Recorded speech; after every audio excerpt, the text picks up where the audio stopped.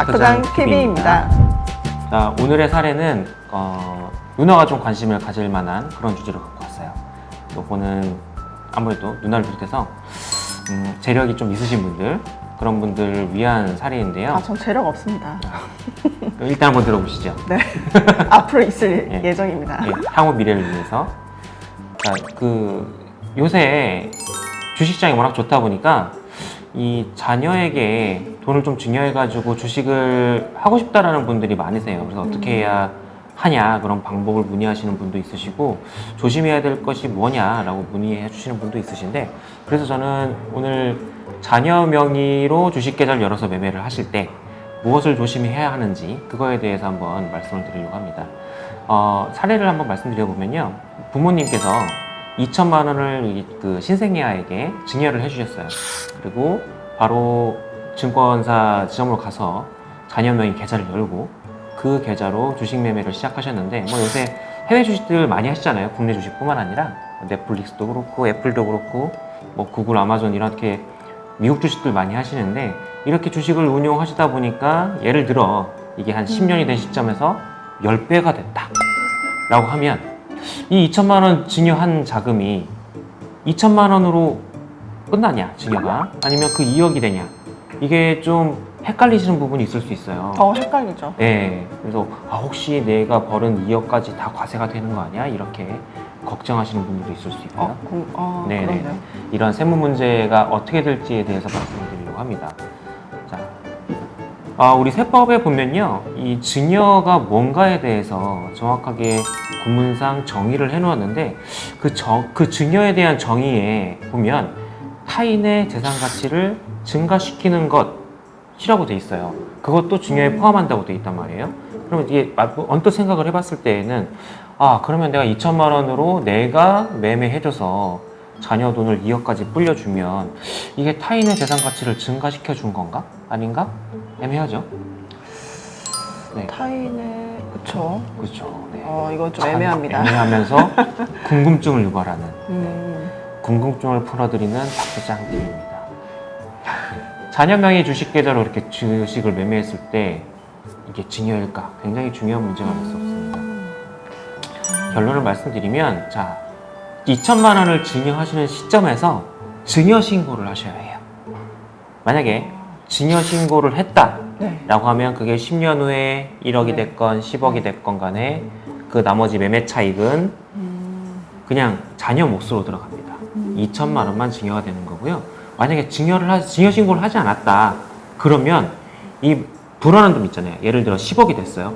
10억이 돼가지고 자녀가 그 돈을 찾아 쓴단 말이에요. 그럼 찾아 쓰는 시점에서 바로 증여가 되는 겁니다. 그래서 결국에 찾아 쓰는 시점에서 증여가 된다는 거는, 네. 2천만 원 본래의 돈이 증여가 아니라 전체, 불어난 자금 전체가 증여가 된다는 거죠. 그래서 이 자녀 명의로 자금을 증여해서 주식 거래를 하시려는 분들은 꼭 반드시 증여하신 시점에서 증여 신고를 하시기 바랍니다. 그러면 이게 주식이 진짜 많이 올랐다.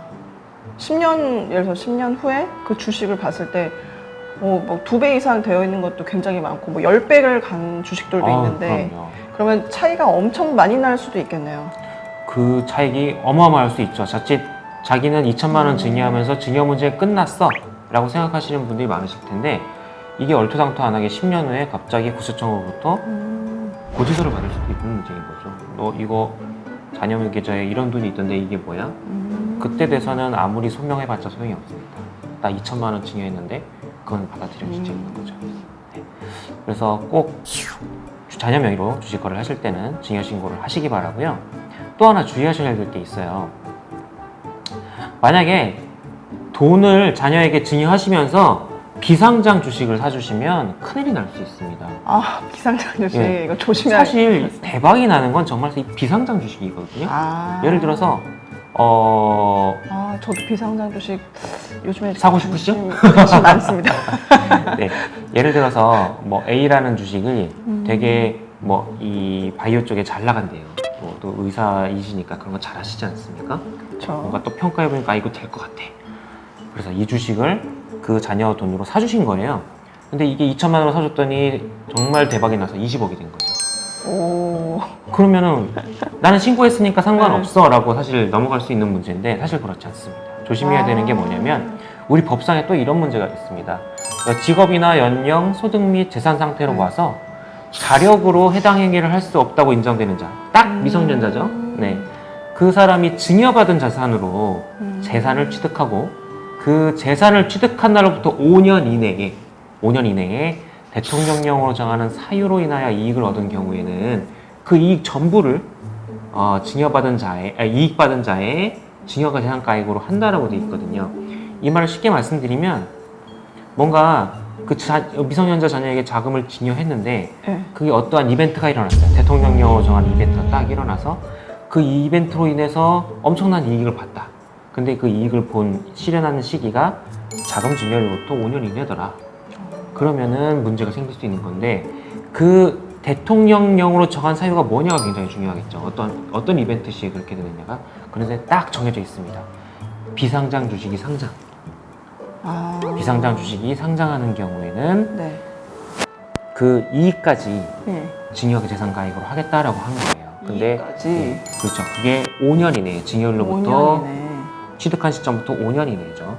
A라는 회사의 주식을 오늘 샀는데 5년 이내에 그 A라는 회사의 주식이 상장을 했어요. 근데 그 2천만 원으로 샀지만 20억이 됐어요.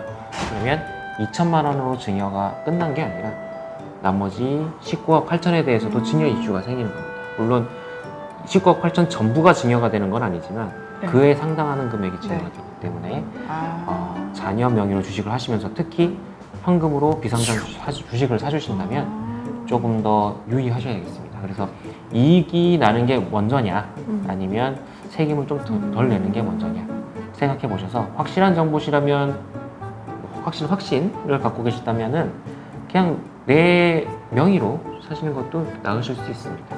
왜냐하면은 굉장히 또 큰 증여세를 자칫 물 수도 있으니까요. 저 이게 불법적인 게 아니라 알아서 절세를 할 수 있는 정보이기 때문에 그렇죠. 굉장히 유용한 정보인 것 같습니다. 그렇죠. 제가 이 말씀을 드리면서 아차한 싶으신 분도 있으시고 아마 준비하고 그쵸. 계신 분도 있으실 텐데 저희가 바로 이어서 Q&A 시간에 재밌게 썰르고 또 풀어드릴 거니까 그러면 예를 들어서 2천만 원 이걸 보기 전에 내가 2천만 원어치 자식 앞으로 주식을 딱 사놨는데 그러면 그냥 그 날짜에 맞춰서 그러면 뭐 신고를 하면 됩니까? 아니면 원래는 이제 현금을 주신 날부터 그 3개월 이내에 신고하시도록 되어 있거든요. 그럼 3개월을 전이다 하면 지금 신고하시고 그렇죠. 만약에 3개월이 지났다 싶으시면 그래도 신고하셔도 됩니다. 네, 주식이 아주 대박난 상황이 아니시라면.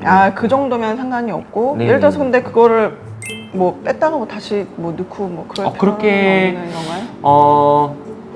그렇게 하셔도 되는 금액이 있고 그거는 약간 금액에 따라서 금액에 다르다. 따라서 약간 민감해질 수 있는 이슈이기 때문에 네. 그거는 상황을 잘 판단해 보셔야 될 것 같아요. 네, 알겠습니다. 네. 그러면 Q&A 시간으로 다시 넘어가 보도록 하겠습니다.